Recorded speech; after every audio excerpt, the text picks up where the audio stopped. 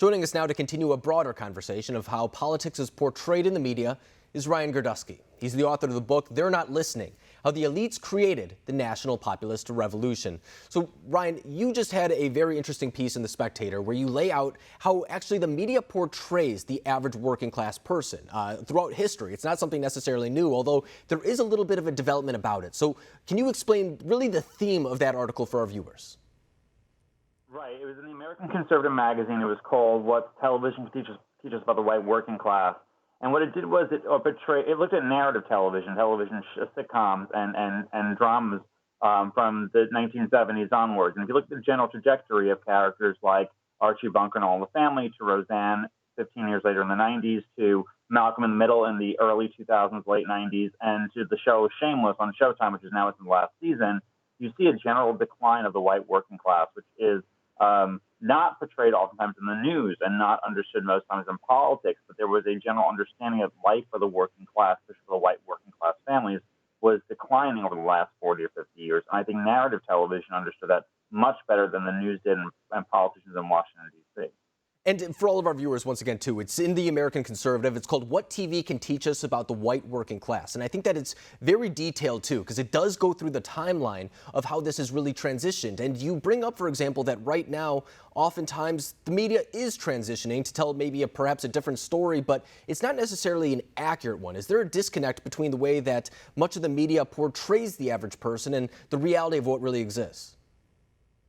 Yeah, I think once Trump became president, really the media had to be part of a team to sit there and attack not only him but his supporters, and in the sense that to portray anyone in a positive light was negative upon them. I mean, you can just look at the show Roseanne, how it was canceled after just a few episodes because of her comments on Twitter, even though a lot of other celebrities said a lot more egregious things and never was punished for them.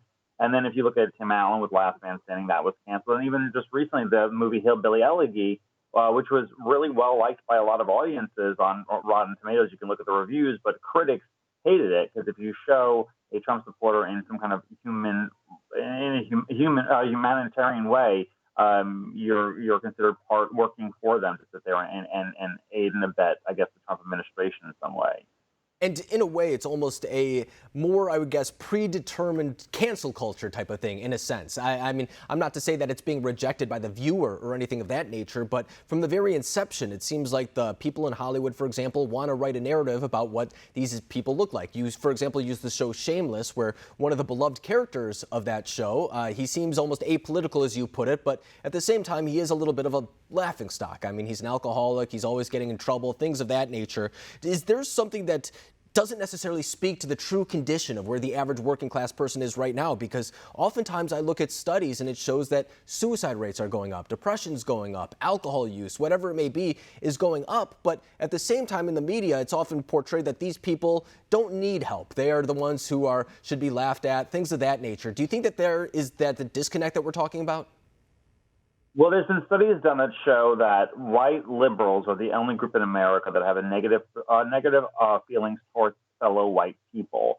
So working white poor are never portrayed in a positive sense in the media or in a realistic sense in the media, simply because people in Hollywood, white liberals, do not like fellow white people they should never portray them in a positive sense. In the same way that maybe someone who was a minority would get a certain type of appeal or something different. I mean, if you look at the show Shameless, which is the most recent show I talked about in the article, the show Shameless is full of things that a working class white person would never talk about. They would never talk about like the last episode was marijuana legalization and how it affects the African American community. They talk about rape on the college campus. Conversations that are just full of woke terminology to sit there and promote a woke agenda, things that are not true at all to the character. And I talked to a congresswoman recently and I said to her, what's the biggest problem in America? And she said the fact is if you turn on any television show, the plumber will more likely be a fat, overweight guy, looking disheveled versus somebody who is fit and lean and like looking like Jim from The Office. Somebody who you'd want to be or be best friends with or date versus what the working class are portrayed as, which is something that you never want to be at all. And I think that is something that's, it's not just in TV shows, but it's also something I've noticed ever since I read your article in commercials as well. I mean, it's always the dad slipping over something and the mom saying, oh, this guy, something of that sort, something light, but the father. Go ahead. So in early television, the working class dad, like a Ralph Cramden type, brought chaos into the house, and it was the job of the wife to fix whatever chaos the wife brought. Fred Flintstone, the same thing. That prototype, that kind of characterization of what a father is, has been developed into middle class families now. You know, shows like not King of the Hill, like Everyone Loves Raymond used to be like that. Like King of Queens was like that. Modern Family, they all have that stereotype, and that's in commercials too. The dad brings chaos in the house, and it's the mom who saves the day every time.